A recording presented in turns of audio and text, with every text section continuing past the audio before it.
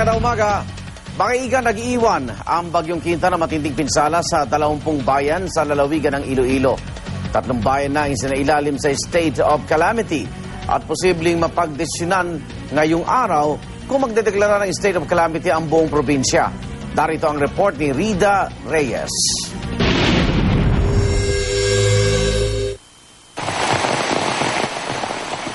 Gamit ang mga lubid, tinawid ng mga rescuer ang rumaragas ng tubig mula sa umapaw ng Suwagi River sa bayan ng Haniway sa Iloilo para sagipin ang mga residenteng natrap sa mga binaha nilang bahay. Sa bilis daw ng pag-akyat ng tubig dahil sa malakas na ulang dala ng bagyong Quinta, hanggang liig na ang baha rito. Agad na isinailalim sa state of calamity ang Haniway. Sa bayan ng Zaraga, nirescue ng Philippine Coast Guard ang may sakit na ginang na ito sa gitna ng malakas na agos ng tubig sa barangay Halaw Sur.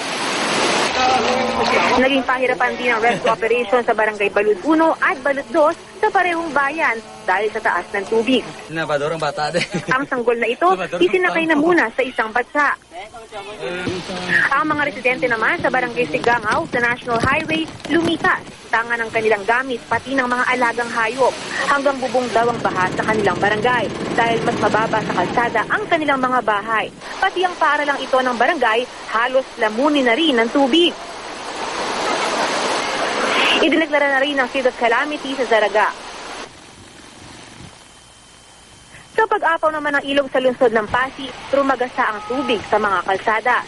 Ang ilang bahay naiwang putikan at subok sa baha.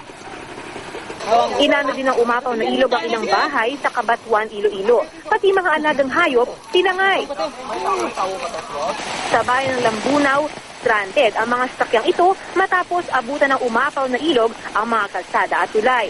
Hindi na rin makadaan ang maraming klase ng sasakyan sa taas ng tubig sa ilang bahagi ng Putotan.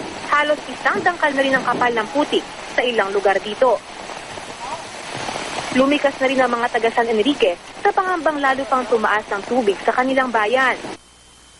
Bukod sa Haniway at Zaraga, isinailalim na rin sa state of calamity ang bayan ng Dingle.